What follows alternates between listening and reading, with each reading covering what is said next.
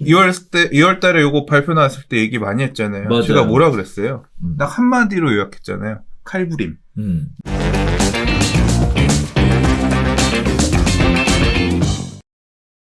자, 두 번째 이야기로 가보도록 하겠습니다. 국토교통부가 요새 일주일에 한 번씩 공급 관련된 브리핑 자료를 내놓고 있습니다. 자, 국토교통부가 3080 플러스 대도시권 주택공급 방안 중 도심 공공주택 복합사업의 2차 선도사업 후보지로 강북구, 동대문구에서 총 13곳을 선정을 했다. 라는 내용입니다. 자, 구체적으로는 강북구 11곳, 역세권 7곳, 저층주거가 4곳, 동대문구 2곳, 역세권 1곳, 저층주거 1곳이 선정을 됐고요. 계획대로 사업을 추진한다면 약 12,900가구의 신축주택이 공급될 예정이라고 하는데, 자, 이렇게 발표가 됐는데요. 어떤 지역들은 축제, 또 어떤 분들은 또 반대, 결사반대 하고 있는 상황입니다. 자, 용두역, 미아역 공공복합개발은 환영하는데 반면에 상가 지역은 반대한다라는 의견이 분분하고 있는 상황입니다. 재개발 해제 지역 같은 경우에는 공공이 됐든 민간이 됐든 뭐든지 개발을 해달라라고 얘기하고 있고요. 거기에 따라서 정부의 후보지 발표에 대해서 해당 지역들이 굉장히 즐거워하고 있는 모습이에요. 그동안 번번이 재개발이 무산됐던 지역일수록 환영의 목소리가 커지고 있는 상황입니다. 현재로서는 공공이냐 민간이냐가 중요한 게 아니라 어찌됐든 재개발이 된다니까 좋아하는 분위기라고 얘기하는데요. 이 지역은 재개발이 추진됐다가 5년 전에 해제된 곳이라 다들 울상이었던 곳입니다. 그랬더니 이제 무슨 일이 생겼냐, 손님들이 전화가 오는데 다들 기뻐서 난리가 난 상황이고, 혹시 집을 산다고 해도 팔지 말라라고 해서 매매 이런 것들을 걷어들이고 있는 그런 상황들이 보여지고 있습니다. 자, 지금 보여드리는 표를 보면 1차하고 2차 합쳐서 이렇게 쭉 정리되어 있는 표가 지금 보이실 텐데, 보면 진짜 규제, 일변도의 정책에서 공급 위주의 정책으로 확실하게 바뀌는 것 같습니다. 자, 그런데 여기 여러 가지 문제들이 생기고 있습니다. 자, 언제 될지도 모르는데 이거 해야 되느냐, 또 상감 일집 지역은 거센 반발을 하고 있는 상황이에요. 이 두 가지가 굉장히 큰 포인트인데요. 공공 복합 개발이 쉽지 않을 것이라는 전망이 나오고 있고, 심지어 같은 동네에서도 상가 밀집 지역의 분위기는 크게 다른 상황입니다. 대표적으로 미아역 서측은 재개발이 쉽지 않을 것이고요. 상가들이 밀집해 있어서 상인들의 거센 반발이 예상되고 있는 상황이라고 얘기해요. 또 미아역 동측도 상가는 결사반대 한다라는 얘기들이 나오고 있는 상황입니다. 자, 여기서 중요한 포인트는 이겁니다. 언제 될지 모르는데 포인트가 뭐냐면, 언제 개발이 될지도 모르고 어차피 현금 청산되는 곳이라서 살 사람도 없는데 사람들이 매물을 팔지 말라고 한다. 이거 좀 말이 안 되는 거 아니냐. 지금까지 거래가 없기도 했지만 그나마 사려고 하는 사람들이 있긴 했었는데 이제는 아예 그거 자체가 씨가 마르는 거 아니냐. 그런데도 개발이 지연되기만 하면 이게 아예 거래가 묶여버리니까 이래도 되는 거냐라는 식의 얘기들이 나오고 있습니다. 자, 동시에 민간은 개발 못하도록 틀어막고, 그리고 공공이 주도해서 개발을 하겠다. 이건 형평성에 문제가 있는 거 아니냐, 이런 식의 이야기들이 나오고 있는데요. 개발을 찬성하시는 분들은 주택이나 재개발 취소 지역들, 개발을 반대하시는 분들은 상가나 다가구 주택 소유자들, 이런 분들이 반대하고 있는 상황이에요.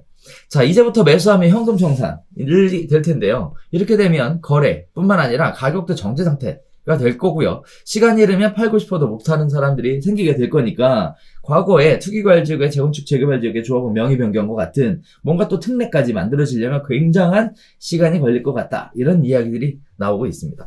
자, 어떻게 보셨습니까, 소장님? 이거 우리 2월 달에 요거 발표 나왔을 때 얘기 많이 했잖아요. 맞아요. 제가 뭐라 그랬어요? 딱 한마디로 요약했잖아요. 칼부림. 이거 그냥 칼부림 나는 거예요, 이 동네에서. 이거 이제 걸리면 당연히 이 낙후된 주택 썩빌 이런 것들 가지고 계신, 재력으로 뭐가 정비가 힘든 이런 물건 갖고 계신 분들은 아파트 주겠다는 거니까. 그렇죠. 무조건 반색을 완전 환영할 거고, 그 다음에 그 지역에서 재개발 크게 희망하지 않았던 분들, 그리고 또는 청산이 될 만한 이런 분들은 보다 적은 동의율로 내 땅을 뺏기는 상황이 되고, 그 뺏기는 가격조차 시가를 제대로 인정받지 못하고 헐값에 뺏기는 상황이 될 거기 때문에 죽자 사자 싸울 거고, 결국 무조건 해야 된다, 죽자 사자 안 된다, 이거 가지고 이 허들이 높으면 모르겠는데 66.7%? 60%? 굉장히 낮춰놨기 때문에 이거는 아주 당사자들 안에서는 재산을 강탈 당하는 일이고 칼부림 날 수밖에 없다. 이건 피바람이 올 수밖에 없는 일이다. 말씀을 드렸잖아요. 그렇죠. 이제 그 내용이 현실화되는 과정이죠. 이제 그거를 되게 빠르게 선도 사업이라고 해서 지금 몇 군데 발표를 했잖아요. 네. 되게 급했어요. 사실 저희 첫 번째 지역 발표 나왔을 때 제가 막 화를 냈거든요. 왜 화를 냈냐면 이게 선거 3월 30일인가에 나왔어요. 선거 앞두고 나온 거예요. 이게 예를 들어서 지금 이게 정확하게 얘기를 하면 재개발 아니에요. 예, 공공 복합 그렇죠. 주택 그렇죠. 사업이에요. 그러니까 이게 맞아요. 도심 공공주택 복합 사업이라 그래서 법 자체가 법도 만들어지지도 않았어요. 그래서 어떤 내용 법에 의한 사업인지도 몰라. 앞으로 이 법을 만들겠대. 그래서 보고 싶어도 무슨 기준으로 청산할 거고 이런 게 법률 내용이 없어. 왜냐면 만들어진 법이 아니니까. 그렇죠. 앞으로 그런 식으로 담겠다. 주택은 어떤 기준으로 줄 거냐. 예를 들어 재개발 같은 경우는 상위 법령부터 하위 법령까지 있단 말이에요. 그렇죠. 도시민주환경 정비법 시행령으로 놔두고 시행 규칙으로 놔두고 밑에서 또 조례로 둬가지고 각 지역에 따라서 조례로 분양 자격을 나눠서 맞단 말이에요. 그런 근거 규정이 아무것도 없어. 그러니까 뭐 지금 보도 자료 이런 형태로 그러니까 뿌리는 내용에 보면 큰 거 갖고 있으면 여기도 재개발처럼 1+1을 드리긴 드릴 거예요. 무슨 근거로 그렇게 할 거래. 그런 식으로 이게 하기는 할 거라는 거죠. 그러니까 이게 아직 지금 그런 법적인 부분이 되게 완전히 안 된 상태에서 일단 하겠다고 하니까 뭐 그 동네 낡은 주택 갖고 있는 사람들은 되게 좋지만 이걸 그렇게 희망하지 않는 분들 입장에서는 내가 까딱 잘못했다가 그렇죠. 이거 추진하는 게 이득이 아니라 손해가 발생하는데 되돌릴 수 없는 그런 상황이 나올 수도 있는 거죠. 맞아요. 그러니까 이게 방식 자체가 설명을 드렸다시피 그냥 신도시를 짓는 방식으로 맞아. 예, 도심 안에서 재개발 사업 같이 그냥 땅을 다 갖고 와서 아파트를 짓겠다. 그러니까 도심 안에서 아파트를 짓는 사업을 땅을 다 갖고 와서 하겠다라는 그거예요. 근데 신도시 짓는 방법을 생각해 보세요. 신도시 짓다가 땅을 이만큼 뺏은 다음에 다시 돌려주고 그만하는 건 없잖아요. 그렇죠. 재개발은 가다가 잘 안 될 것 같으면 멈춰서는 게 있단 말이에요. 그렇죠. 그러니까 이런 식으로 가는 이유는 뭐냐면 일단 땅을 뺏고 땅을 협의 매수하고 또는 수용하고 하겠다는 얘기는 뭐냐면 되받고 안 하겠다는 거예요. 강력하게 추진하겠다라는 생각이 하나 있는 거고 또 하나는 이 개발에 대해서 발생하는 이익을 10에서 30%만 준다 그랬잖아요. 어떻게든 하는 거는 우리 시공사 정하고 이런 것들은 주민들 의견 받아주고 할 건데 주민들 니들한테 더 줄 몫은 10에서 30% 정도야. 나머지는 우리가 가져갈 거야.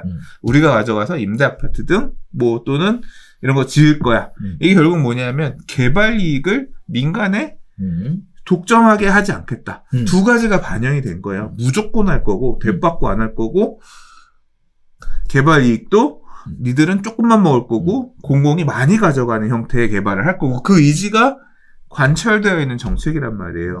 그걸 시작하기 위해서의 허들을 높여놓은 게 아니라 공공이 땅을 가져가게끔 하는 거에 대한 허들을 높여놓은 게 아니라 낮춰놓은 거죠. 일반 재개발 사업보다. 그러니까 낮아졌으니까 이런 개발 사업을 할 수 있을 가능성은 훨씬 높아진 거고 희망하는 쪽에서는 반대하는 쪽에서는 죽겠는 거고. 그러니까 결국은 갈등이 심화되고 이거 갖고 난리가 날 수밖에 없다. 지금 당장 보면 커뮤니티 분위기도 그래요. 한쪽은 축제예요. 우리 동네 이거밖에 방법이 없고. 그러니까 그분들은 되게 불안했었단 말이에요. 뭐가 불안했냐면 특히 이제 재개발 해제 구역 같은 곳은 가다가 해제가 돼서 더 재추진할 방법이 없어서 난 이대로 썩은 빌라 끌어안고 살아야 되는 건가 그랬는데 이 지금 어쨌거나 나라가 땅을 갖고 가서 집을 지어준다고 하더라 아파트가 바뀔 수 있는 기회 동화줄 한 번 더 준 거잖아요. 그렇죠. 그러니까 축제인 거예요. 무슨 방법이라도 무조건 해야 된다. 그렇지. 라고 하는 거니까 그분들의 얘기는 뭐 그런 거예요. 막 쭉 보면 이거 무조건 이번에 해야 됩니다. 이번에 해야 됩니다. 얘기를 하고 있는데 뭐 이제 댓글 중에 보면 그런 얘기도 나옵니다. 절대 파시면 안 돼요. 이제 이번에 가는 거니까 진짜 이제 온 겁니다. 파시지 마세요가 아니라 못 팔아요. 못 팔지. 예, 살 사람이 없어요. 사는 사람은 정산되니까. 이제 그런 분위기가 한편에는 있고 그 반대편의 분위기의 목소리는 다수가 아니라고 하면 어떤 공개적으로 드러나기 힘들겠죠. 그러니까 굉장히 이런 게 현장에서 사건 사고로 표면화될 가능성이 큽니다. 그렇죠. 예. 자, 한편으로는 이제 시청자분들께서 이해를 잘 못하시는 분들도 계실 것 같은데, 저는 이런 말씀 하나 드리고 싶어요. 재개발 취소 지역은 아까 선생님 얘기하셨던 대로, 뭐, 동아줄을 내려왔으니까 어떻게 해서든 잡아서, 네, 호재가 영향을 미쳐서 가격이 올라가는 것보다도 이제 새로운 아파트로 바뀌게 되니까 그것만으로 좋다. 이렇게 얘기하실 수 있는 것 같은데, 반대편 입장은 이제 상가 같은 경우에는 먹고 사는 게 없어지는 거거든요. 그리고 또 다가구주택 같은 경우에도 임대차 수익 가지고 생활 영위하셨던 분들이 없어지는 거예요. 그러다 보니까 이런 분들 입장에서는 굉장히 반대할 수밖에 없는 게 너무나 당연하다는 거. 네, 이해관계에 따라서 이렇게 선택지가 분명하다는 거. 그런데 분명한 거는 이런 부분들이죠. 처음에는 개발을 했다가 좋다. 나도 새 아파트를 받을 수 있다. 그래서 나도 뭐 평생 여기서 거주할 수 있다. 이런 희망을 가지시는 분들이 계시는데 정말 우려가 되는 거는 개발이 빨리 되면 다행인데 개발이 안 되잖아요. 그래서 나중에 어쩔 수 없이 팔아야 되는 이런 상황이 발생이 되면 거래가 안 되거든요. 이제 시간이 지나면 굉장히 불리해지거든요. 처음에 굉장히 환영했다가 재산권 행사는 일단 막히는 거야. 지금 그러니까. 앞으로는 팔지는 못하는 거지. 그러니까 이거 팔고 옆에 새 아파트 이사 못 가는 거지. 정확하게는 개발이 끝나는 게 아니라 나라가 땅 사가고 이제 그 기준들도 좀 봐야 될 것 같아요. 어느 시점에 아마 사업 시행자를 지정하고 나서 토지를 협의 매수해 갈 것 같은데 아마 집값도 안 주지 않을까? 현금을 주지 않을 것 같은데. 그냥 화지 방식으로 줄 것 같아요. 그러니까 그 뭐냐면 이 가격을 산정을 해서 당신 집은 어느 정도 가격으로 산정을 해줄게요 하고 그 금액을 나중에 새 아파트, 그러니까 그 이후에 이제 인허가 과정들 이제 그것도 엄청 빠르게 하긴 할 거지만 네. 그리고 나서 이제 추가 부담금 정산할 때 그때 그 금액을 빼고 주는 거지 이 돈을 미리 주는 건 아니지. 그렇죠, 아니죠. 미리 안 주고 네. 땅을 가져가는 거지. 네. 그러니까 뭐 이제 그런 과정에서 이미 나는 그게 넘어갔기 때문에 어디 이사도 못 가고 물려서 그러니까. 거의 뭐 그런 형태가 되지 않을까. 그 시간이 지나면 이게 노이즈가 더 크면 커졌지 줄어들지는 않을 것 같아서 이거 하려면 빨리 해야지 이렇게 어거적거리다가 네 볼일 다 볼 것 같다는 생각도 들고요. 또 그래서 이런 말씀 드리고 싶어요. 이게 지금은 좋다 하지만 이게 마냥 좋아할 만한 일은 아니다. 네, 본인의 상황이 바뀔 수도 있기 때문에 평생 거주의 개념이 조금만 바뀌어도 이거 지금 마냥 좋아할 만한 일은 아니다. 이런 말씀 드리고 싶고 또 하나는 개발 이익에 조금 준다는 거잖아요.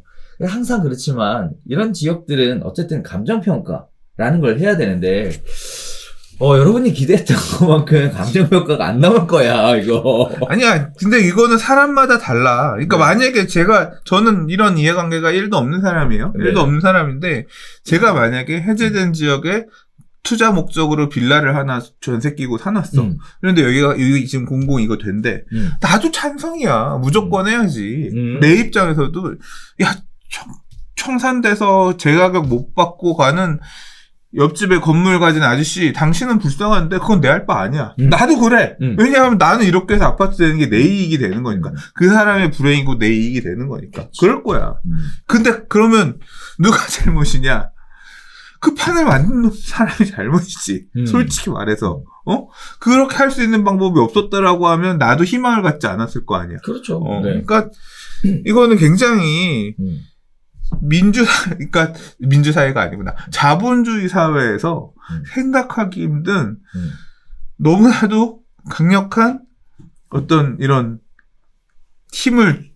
권력을 준 이런 제도를 도심지 안에 뻔히 사람들이 갖고 있는 재산들을 갖고 있는 이 도심 안에서 시행하는 거예요. 그래서 저는 솔직히 말해서 반대죠. 이 2080 플러스에 따른 도심 공공주택 복합사업 그리고 공공 직접 시행 정비사업 이런 방식 자체를 너무 위험하다. 21세기에 맞지 않는 방식이다. 개인적으로 그렇게 생각하는데 그건 뭐 이제 제 주관적인 생각이고 대세는 아니기 때문에 다만 이제 이걸 끄집어냈기 때문에 이로 인한 사회적인 혼란은 불가피한 상황이다. 아예 없었으면 모르겠는데 이미 칼을 꺼냈잖아요. 그렇죠. 근데 이거 꺼내신 국토부 장관님 요번에 또 그만두시는 것 같은데? 그만둔다고 계속 하시잖아요. 지금. 그리고 뭐 다른 분이 또 네네, 오신. 내정을 오신다는 염두에 것 두고 있다. 뭐 이렇게 얘기 나오는 상황이에요. 제가 왜 이런 말씀을 드렸냐면, 이제 많은 분들이 일단 아파트가 바뀌는 건 되게 좋아요. 가격이 올라가서 그동안 좋았는데 가격은 일단 멈춘단 말이죠. 근데 아파트로 바뀔 때 그 환가에 대해서 어떻게 인정해 줄 것이냐.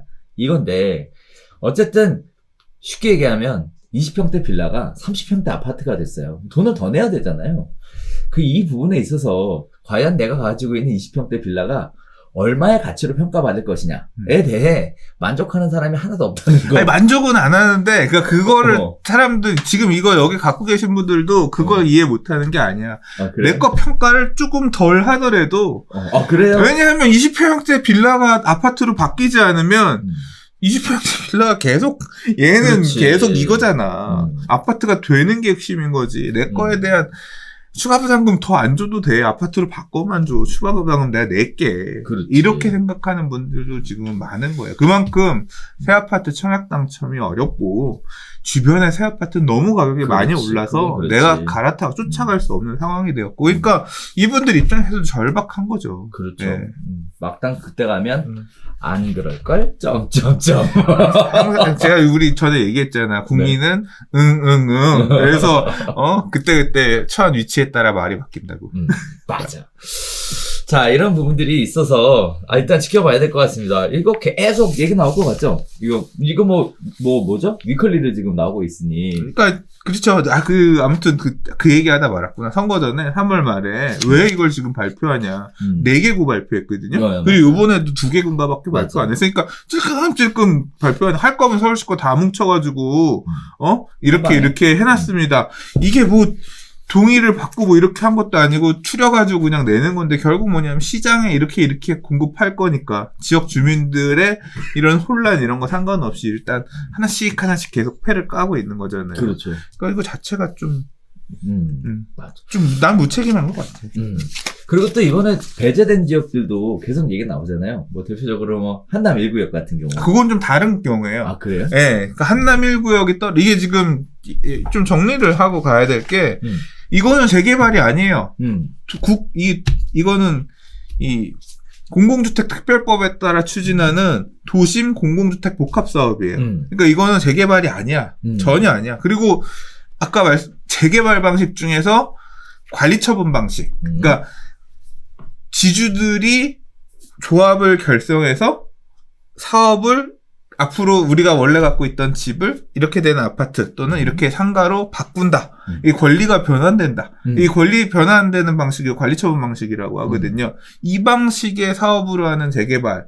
일반적으로 그게 이제 민간 재개발, 민간이 사업 시행자가 돼서 공공의 역할을 대신해서 하는 재개발. 이게 우리가 이제까지 알던 재개발이고, 작년에 5.6대책, 8.4대책 때 얘기했었던, 그래서 9월 21일 날 공모를 해서 접수받은 재개발. 이거는 공공이 이런 사업을 좀 관리해주겠다. 대행해주겠다. 조합 니들이 할 거 우리가 조금 직접 참여해서 대행해주는 조건으로 가겠다. 이게 이제 작년 재개발이에요. 그러니까 요거는 작년 5.6대책, 8.4대책에 따른 재개발이고 9월 21일 날 접수받았던 데들을 올해 1월 14일하고 1월 15일 그 다음에 3월 29일인가? 아무튼 그 두 번에 나눠서 1차, 2차로 발표를 했거든요. 얘네는 직접 시행 방식이 아니라 대행하는 방식이라서 얘네는 좀 다르다. 여기서 떨어진 애들은 이런 지금 요번에 얘기했었던 3080 플러스랑 다른 거. 얘네 쪽은 가셔서 사도 청산 안 돼요. 그 두 개의 사업 방식이 다른 겁니다.